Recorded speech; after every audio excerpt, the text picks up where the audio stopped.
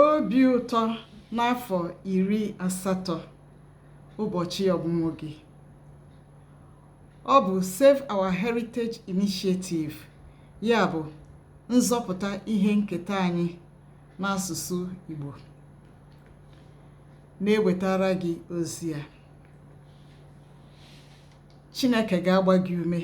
Chineke ga-enye gị ogologo ndụ karịa nke ị nwere tata.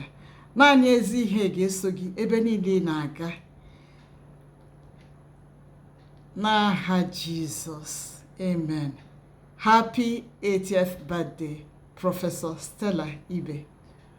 Onye na-ewetakwana ya n'ọnụ ndị Save Our Heritage Initiative, ya bụ Sohi, bụ nwanne gị nwanyị Mmanụakụ Mee Ikokwu, onye nke iji mmadụ abụọ wee sọta. Daalụ. Chukwu gọzie gị.